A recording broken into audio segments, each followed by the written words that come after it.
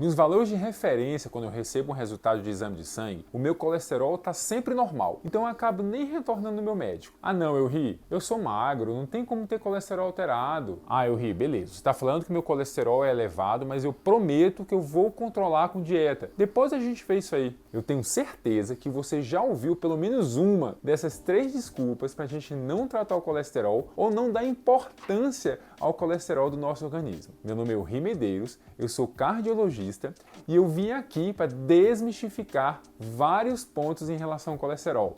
Vamos juntos?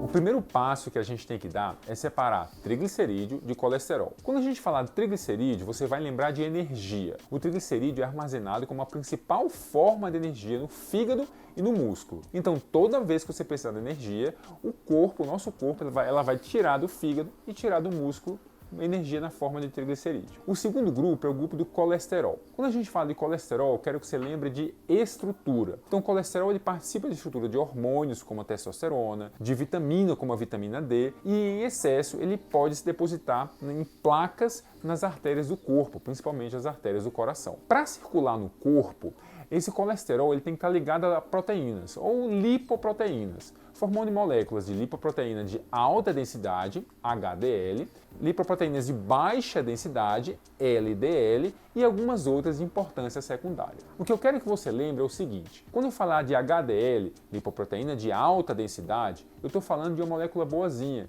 que pega a gordura do corpo e leva para o fígado para ser triturado, para ser metabolizado, para diminuir a gordura do corpo. Então, o HDL é bonzinho. Quando eu falo do LDL, lembra, L de lixo, é o contrário, é lipoproteína de baixa densidade. Ela vai levar a gordura do fígado para o corpo. Então, ela aumenta a quantidade de gordura circulante e aumenta a possibilidade de fazer placas de gordura no corpo. Segundo ponto, quanto maior a quantidade de gordura circulante no corpo, maior a possibilidade de eu formar placa. Por quê?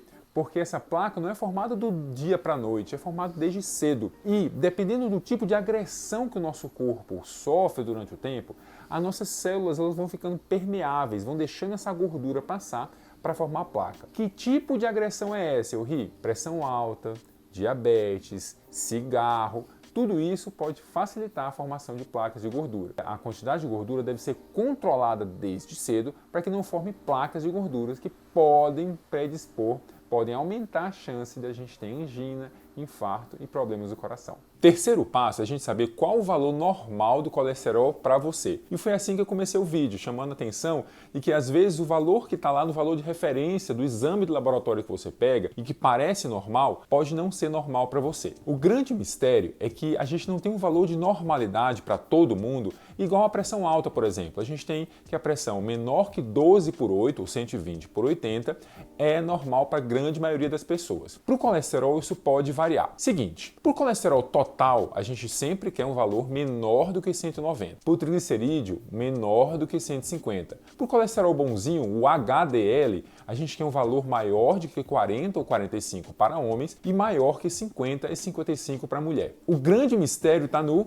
LDL. O LDL ele pode variar conforme o seu risco cardiovascular. Vamos falar antes de eventos cardiovasculares. Evento cardiovascular é infarto ou necessidade de cirurgia de ponte, safena, mamária ou angioplastia, que é por stent. Isso acontece em metade dos pacientes como primeira manifestação de uma doença cardiovascular. Esse evento cardiovascular ele depende de vários fatores, da interação desses fatores. Enquanto maior o número de fatores, maior risco cardiovascular. Enquanto maior o risco, maior a redução do colesterol lixo, do colesterol LDL, eu tenho que fazer para diminuir a sua chance. Por exemplo, o indivíduo de baixo risco, ele deve ter o colesterol LDL menor do que 130. O indivíduo de risco intermediário, menor do que 100. O indivíduo de risco alto, por exemplo, menor que 70. E o indivíduo de risco muito alto, menor que 50. Agora vamos lá, qual é o seu risco cardiovascular? Chegou o grande momento que eu vou te falar como é que você chega nesse cálculo do risco cardiovascular. Você entendeu que o LDL é uma coisa individualizada e você entendeu também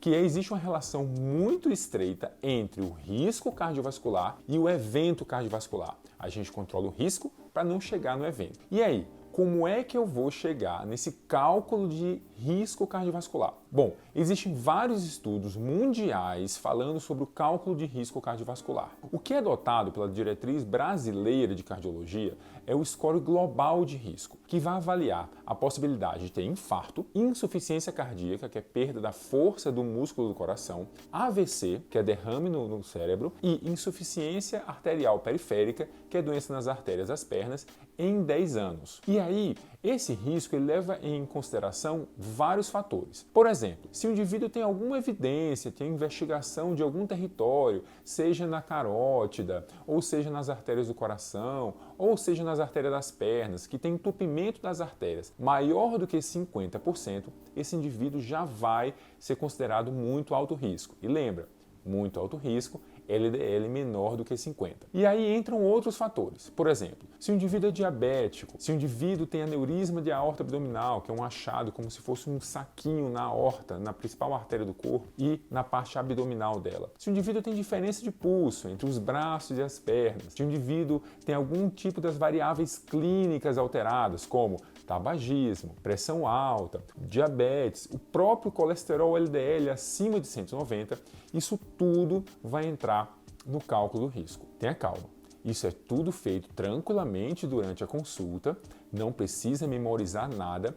Há várias ferramentas, vários aplicativos que nos ajudam a fazer isso. Se você é paciente, está vendo isso aí, se tem alarme, se você tem algum desses fatores de risco, conversa com seu médico e tira a dúvida com ele, para que ele faça realmente o cálculo do seu risco cardiovascular. Se você é médico e está vendo esse vídeo, não tem problema. Eu sugiro você baixar a calculadora de risco cardiovascular da Sociedade Brasileira de Cardiologia, disponível em qualquer loja de aplicativo. Espero que eu tenha contribuído para deixar claro essa relação do controle do colesterol com doença no coração e a sua saúde. Lembra, esse vídeo não substitui uma consulta. Você deve ser avaliado periodicamente pelo seu cardiologista, mesmo tendo colesterol alterado ou colesterol normal, porque você lembra que ao longo da vida isso pode mudar. E mesmo se você não tenha sintomas, porque o colesterol elevado, assim como a pressão alta, o diabetes, passa um grande período do tempo sem dar sintomas. A gente tem que controlar antes que sejam criadas as placas de gordura nas artérias do nosso corpo, e isso possa complicar a nossa vida do coração. Se você gostou desse vídeo, não deixe de dar uma curtida aqui, me dá uma moral. Pode ser também que você queira compartilhar. Vai ser um prazer que essa mensagem possa chegar a outras pessoas. E, a partir de agora, vamos criar, eu e você, um objetivo de avaliar o nosso colesterol, assim como a pressão alta, e aumentar a quantidade de atividade física e cuidado com a alimentação a partir de agora. Um grande abraço e até o próximo vídeo.